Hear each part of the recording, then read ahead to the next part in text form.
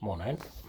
Right, I've had a bit rummage around Inspiration corner, pulled out a few bits and bobs.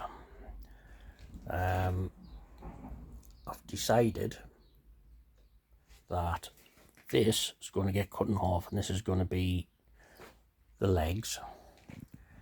I think this is what started the idea off in the first place, which was a couple of cobblers' lasts. These were going to, well, believe it or not, be the feet. But if you're going to have a body like and shoulders like that with little tiny feet, that's not enough. So what I'm going to do is cut this up and give him some sort of like bigger boots to go on his feet. So it's going to be like a sort of a retro 1970s sort of glam rock iron space boots sort of vibe. I've got this bit here. I'm thinking probably turn that into his head. I'll get a smaller bit to make his neck, or I might just weld it on like that, I don't know. I'm gonna have to get all this paint off. There's some plastic on the inside, which I think I'll just burn out with something hot, and then I can start making his face and beard and stuff. This pipe here could be his arms. I haven't quite decided yet, and that's going to be something else. So I think this, I'll be cutting a hole in his back. This will feed into the chimney out the way. So there's other bits and bobs knocking around which I'll work in.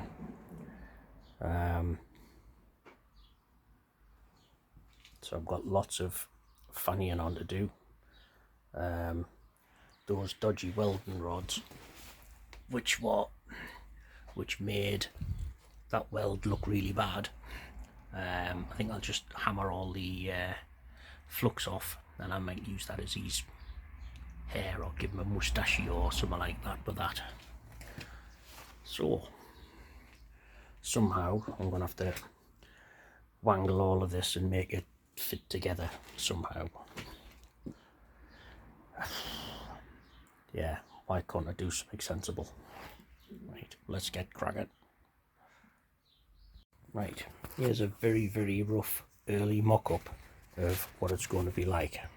So I've cut that in half, so that's going to be like the base of his boots. I've got the two cobblers lasts there.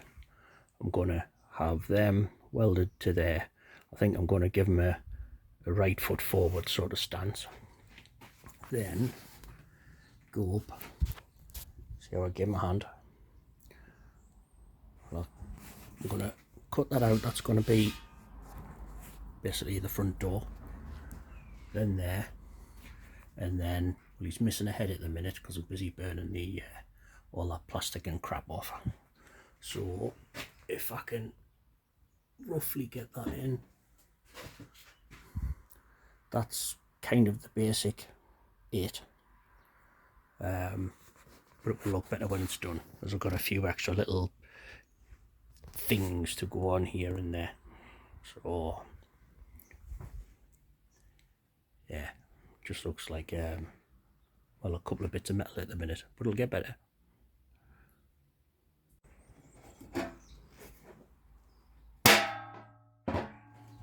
Oh, bidding. Oh,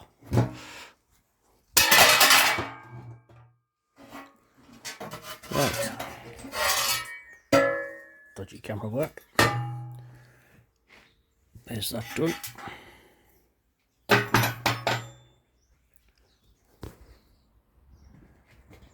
Right, hang on a minute. Right, that's it stood up. There's the door cut out. So what I'm going to do is probably cut my fingers. So I'm going to weld some bits of chain on there and there, both sides. Stick a hinge on the bottom. It's going to work a bit like a drawbridge, just for something different. And I'll take this opportunity to give a shout out to my Viking brother, Snurry's Filknutter, who found this when he was being a sort of Viking dwarf and digging next to the Viking house, and unearthed it a few years back. So that's actually going to sit in there a little bit higher up, because I'll weld some bits on up there, so it sits on a bit higher, and then the fire will get to breathe a bit. So I've been waiting for the right project to use this. So yeah, so Snorri's part of my Viking gangster posse. We've even got our own gangster hand signs, which is there you go. So quick up yours to Snorri the Viking. Right, let's crack on. Next bit done. Bit of angle iron, cutting off, shaped, and messily welded, but you don't have to see the inside. Get in there. Snorri's great. Well, we all knew that. At least that's what we tell him. But that is Snorri's great. So there you go, a bit more progress. Time to stop for a sandwich and a cup of tea. Right, starting to lose the light a little bit, so I'll just show you where I'm up to before I pack in for the day. So I found a bit of angle iron, which I'll make sort of some greaves. I think I'll stick some sort of design on. I'll either grind it in or weld it. I haven't made my mind up, maybe it's a bit of both. So that'll get welded on the front. So I've still got the, if they'll fit in, yeah. So I've still got my feet. That one won't sit in properly because it hasn't got that round thing. There you go. I'll keep that on the floor for later. So basically that's going to be that. I might give him some thighs as well, so he's going to end up actually being a really tall iron dwarf, but don't care. So that'll be that. What I did do progress wise, this was that fire extinguisher bottom, so that's had all the paint and plastic taken out. So this all won't stay on, but to give you an idea. So I'm going to use bits of chain to give him a sort of, well, he's going to have a bit of a Mexican bandit mustache there. And what I have got, if they'll stay on, are some brass, bronze, copper alloy, whatever they are, eyebrows. So I'll give him some eyes, which I might just use a little bit of scaffy bar or something like that, and just squash them down to eye shape. Cut a couple of bits off. Don't know whether to give him one eye or two, see if he's going to wink or be a bit of an Odin type dwarf. And then his nose, I think I'll cut out either from a bit of angle iron or a bit of pipe, round it round. Stick a couple of nuts in the bottom, weld them in so he's got some big metal nostrils. And then on the top, I've run out of hands to hold stuff in place, but I'll be using other little bits of chain just to give him his hair, but he'll also be getting a beard as well.